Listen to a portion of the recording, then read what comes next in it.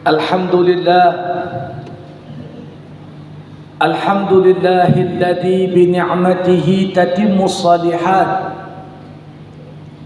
wa bi fadlihi tatanazzalul khairat wal barakat wa bi taufiqihi tatahaqqaqul maqasid wal ghayat. Ashhadu an la ilaha illallah wahdahu la syarika lah wa ashhadu anna sayyidana Muhammadan abduhu wa rasuluh. Allahumma salli wa sallim wa barik ala sayyidina Muhammad wa ala alihi wa sahbihi wa man sara ala nahjihi ila yaumiddin. Amma ba'du, fa ya ibadallah, ittaqullah faqad fazal muttaqun. Yaqulullahu tabaraka wa ta'ala fi muhkami kitabih, ya ayyuhalladzina amanu ittaqullaha haqqa tuqatih wa la tamutunna illa wa antum muslimun. Ma'asyiral mu'minin, sidang Jumat rahimakumullah.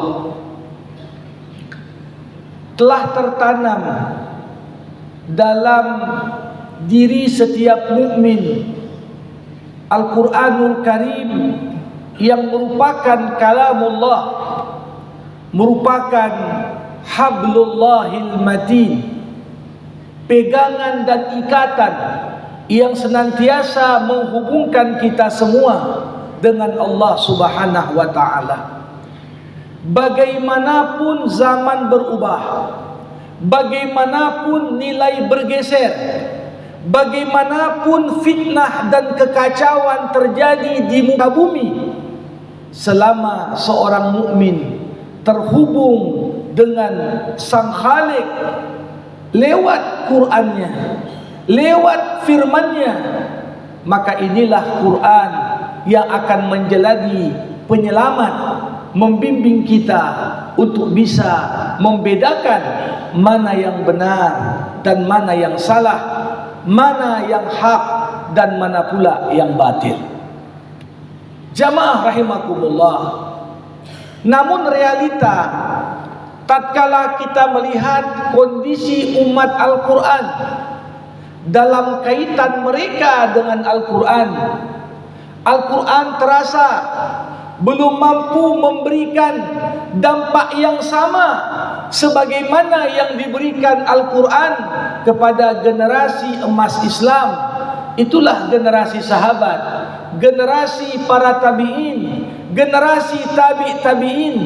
Walaupun kita membaca Al-Quran, walaupun kita menghafal Quran, dampak maksimal dari Al-Quran belum mampu kita petik dengan optimal. Tentunya realitas ini mengundang satu pertanyaan besar dalam diri kita semua.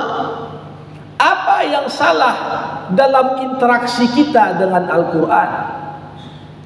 Untuk dapat memahami problematika yang sedang kita hadapi, ada sebuah kisah nyata diceritakan oleh guru saya kepada saya, di mana ada seorang dari perkampungan pedalaman Mesir datang ke ibu kota Kairo mencari seorang dokter spesialis THT untuk dapat diberikan obat terhadap penyakit gangguan di telinganya. Setelah diskusi panjang dengan dokter yang sangat ahli di bidangnya, dokter pun memberikan kepada si pasien resep. Dokter katakan, pakai obat ini 3 hari. Kalau belum sembuh, datang kembali untuk kita diagnosa selanjutnya.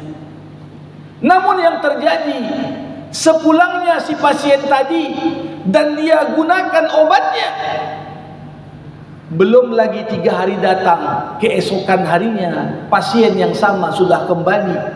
Dia katakan, dokter, sudah kupakai obat yang kau resepkan, tapi bukan perlahan sakitku ini mulai pulih, tapi justru sakitnya makin parah. Di saat dokter melihat kondisi si pasien, betapa terkejutnya dia tatkala obat yang diresepkan untuk diminum ternyata digunakan si pasien dengan dimasukkan ke dalam telinga. Jamaah rahimakumullah, boleh jadi kita tertawa melihat potret apa yang diceritakan pada kisah nyata tadi.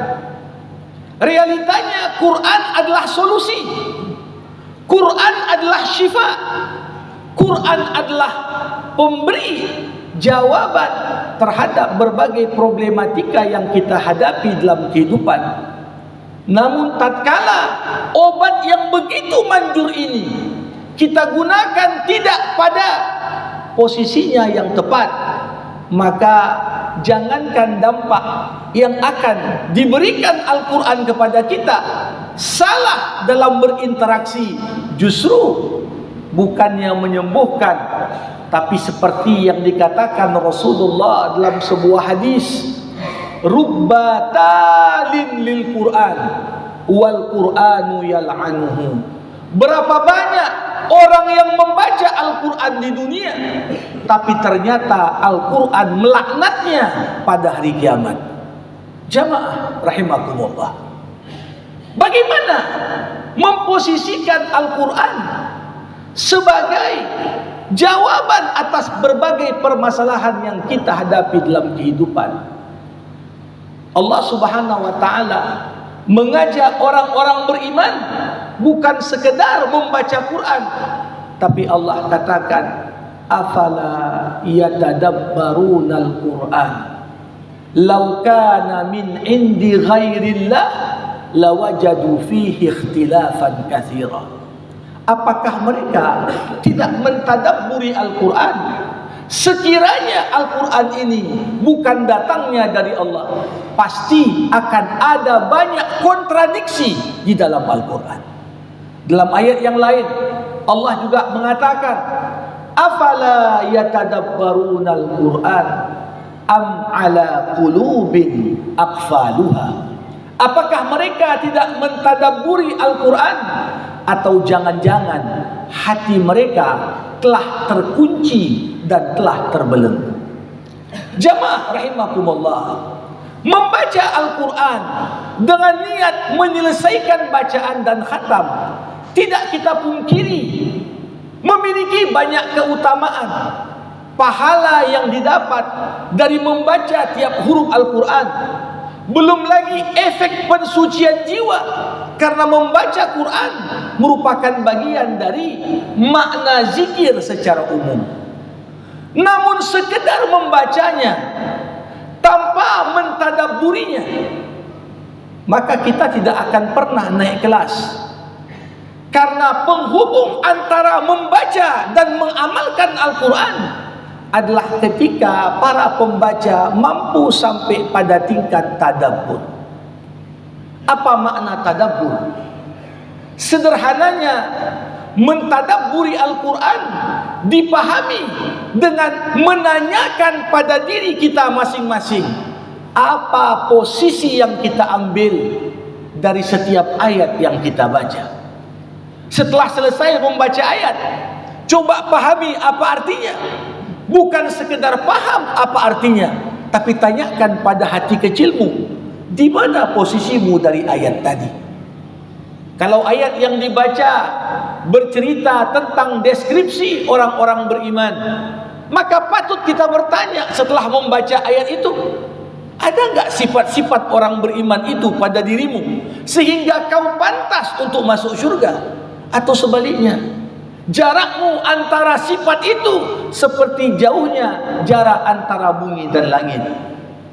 Ketika kita membaca ayat-ayat bercerita tentang penduduk neraka dan apa yang menyebabkan mereka terjerumus masuk ke dalam neraka, bertadabbur artinya tanyakan pada hatimu, apakah sifat-sifat itu ada pada dirimu, sehingga ketika kau tidak berwaspada dan mencoba memperbaiki dirimu, bukan tak mungkin jejak langkah mereka itu yang sedang engkau tapaki untuk sampai pada akhir nasib yang sama. Jamaah rahimakumullah. Karenanya bagaimana ayat Al-Quran hanya akan terasa hidup bagi mereka yang membaca disertai dengan tadabbur. Kalau tidak, setiap orang akan merasa ayat ini kan sudah turun 14 abad yang lalu. Apa kaitannya dengan diriku? Selama mindset dan cara pandang kita terhadap ayat tidak mengaitkan antara ayat dengan posisi si pembaca ayat, maka selama itu pula lah tidak ada penggerak dari dalam batin kita untuk kemudian mengambil posisi yang tepat sebagaimana yang Allah Subhanahu wa taala kehendaki dari kita semua. Jamaah rahimakumullah. Jadi bertadabbur adalah bentuk bagaimana kita berdialog dengan Al-Quran. Ketika kita berdoa, maka sesungguhnya kita sedang berbicara dan Allah yang maha mendengar sedang mendengarkan dengan penuh kesabaran segala pinta dan keluh kesah kita. Dan ketika kita sedang bertadabbur, hakikatnya Allah sedang berbicara, Allah sedang berdialog dengan dirimu. Apa yang Allah sampaikan, maka ini yang perlu untuk kita ulas, untuk kita renungkan, untuk kita pertanyakan pada diri kita, di mana posisi kita dari apa yang kita baca. Maka tidak mengherankan dari kurang lebih 6.236 ayat di dalam Al-Quran, Allah Subhanahu wa ta'ala menyebutkan tidak kurang 1.200 ayat dalam bentuk pertanyaan. 1.200 ayat dalam bentuk pertanyaan. Kalau rata-rata satu mushaf kurang lebih 600 halaman, maka di setiap halaman minimal kita temukan 2 pertanyaan Allah untuk kita. Kalau pertanyaan yang Allah ajukan tak pernah kita jawab, tak pernah mendorong kita untuk berpikir, apakah kemudian bacaan itu mampu mendorong kita untuk beramal? Jamaah rahimakumullah. Karenanya Al-Quran sendiri menyebutkan kepada kita beberapa tips bagaimana membaca Al-Quran dengan tadabbur sehingga dapat menjadi langkah penting untuk mengamalkan Al-Quran. Pertama, membaca tadabbur tak sama dengan membaca untuk khatam. Pilihlah waktu di mana fisik dan pikiran sedang fresh, sehingga kita dapat mencoba menyelami pesan dari apa yang Allah sampaikan dengan pikiran yang jernih. Inna nasyi'atal laili hiya ashaddu wat'an wa aqwamu qila. Sesungguhnya keheningan malam, di saat suara yang mengganggu kita untuk berkonsentrasi tidak ada di tengah-tengah kita. Bangun di sepertiga malam terakhir, bangun lebih cepat untuk kita sahur, digunakan barang setengah jam untuk membaca demi tadabbur. Ini yang dikatakan huwa hiya ashaddu wat'an, itulah waktu terbaik yang dapat menghadirkan makna yang dalam dari balik setiap ayat yang kita baca. Dalam ayat yang lain Allah katakan inna qur'anal fajri kana mashhuda. Walaupun sebagian besar ahli tafsir mengartikan Qur'anal fajri dengan makna salatul fajri, tapi penggunaan kata Quran al-Fajri mengisyaratkan waktu terbaik untuk bertadabbur adalah di waktu fajar. Bagaimana seorang bangun dari tidurnya, pikirannya masih fresh, belum disibukkan dengan urusan duniawi, duduk untuk dia baca ayat-ayat seperti memberikan semangat baru dalam kehidupannya. Jamaah rahimakumullah. Yang kedua, apa yang Allah tanyakan dalam Al-Quran, maka hendaklah kita jawab dengan jujur. 1.200 pertanyaan Ini jangan dibiarkan berlalu saja tanpa kita menjawab. Bukankah Allah berkata, "Alaihissallah bi ahkamil hakimin?" Bukankah aku, kata Allah, sebaik-baiknya Tuhan yang membuat hukum, hukumku yang paling bijaksana? Ini pertanyaan Allah. Maka jangan lewat ayat ini kecuali kita membaca sebagaimana apa yang dibaca Rasulullah. Bala wa ana ala zalika minasyahidin. Benar ya Allah, kaulah sebaik-baiknya yang membuat hukum. Begitu juga dengan pertanyaan lain. Jamaah rahimakumullah, kunci ketiga, mengulang ayat yang sama hingga kita mendapati pesan pokoknya. Dalam sebuah riwayat, Nabi Muhammad sallallahu alaihi wasallam pernah dalam salat tahajud membaca satu ayat dan mengulangnya sampai 1000 kali. Ayat yang satu diulang Nabi dalam rakaat yang sama 1000 kali, sampai beliau tangkap apa pesan Allah di balik ayat tersebut. Kalau Nabi saja yang diberikan pemahaman mengulang sampai 1000 kali, bagaimana pula dengan kita yang tentunya lebih pantas untuk mengulang ayat yang belum mampu kita tangkap pesannya berulang-ulang hingga Allah tuntun kita sampai pada jawabannya. Jamaah rahimakumullah, dan tentunya kunci dalam bertadabbur, bacalah ayat dengan tartil. Jauhi tempat-tempat yang membuatmu tidak nyaman. Pilih waktu yang paling tenang, sehingga di momen itulah sebagaimana Allah katakan, warattilil qur'ana tartila.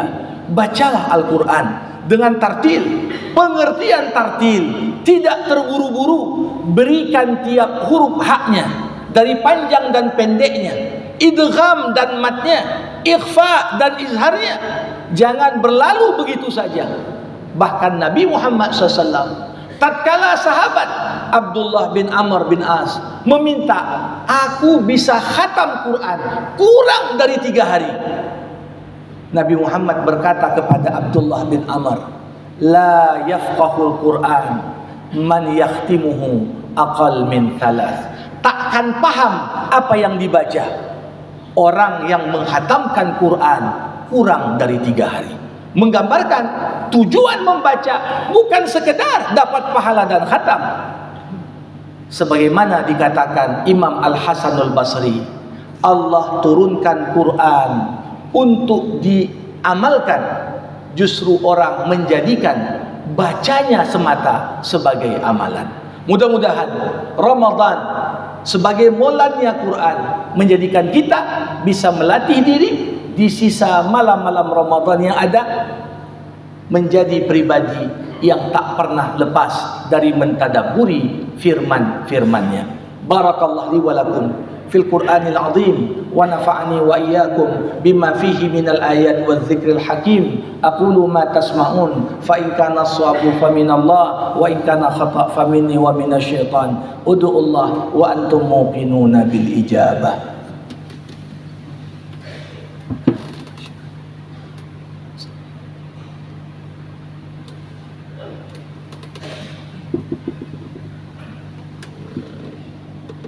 Alhamdulillah, alhamdulillahilladzi rafa'a qadra ibadihi biqadri tadhiyati fi sabilihi.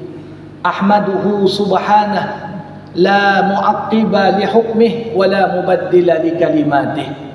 Asyhadu an la ilaha illallah wahdahu la syarika lah wa asyhadu anna sayyidana Muhammadan abduhu wa rasuluh. Allahumma salli wa sallim wa barik ala sayyidina Muhammad wa ala alihi wa sahbihi ajma'in. Ibadallah, ittaqullah wa'lamu anna Allah amarakum bi amrin bada'a fihi bi nafsihi wa thana bi malaikatihi al-musabbihati bi qudsihi. Faqala ta'ala, inna Allah wa malaikatahu yusalluna 'alan nabi ya ayyuhalladhina amanu sallu 'alaihi wa sallimu taslima. Wa radallahu 'anil khulafa'ir rasyidin Abi Bakrin wa Umar wa Uthman wa Ali wa an baqiyati sahabati Rasulillah ajma'in. Allahumma ighfir lil muslimin wal muslimat wal mu'minin wal mu'minat al ahya'i minhum wal amwat innaka sami'un qaribun mujibud da'awat amin ya Allah ya qadiyal hajat. Allahumma a'izzal islam wal muslimin wa adilla syirka wal musyrikin wansur man nasara ad-din wakhdhul man khadala al muslimin wa 'alaika bi a'da'il islam fa innahum la yu'jizunak. Rabbana atina fid dunya hasanah wa fil akhirati hasanah wa qina 'adzaban nar.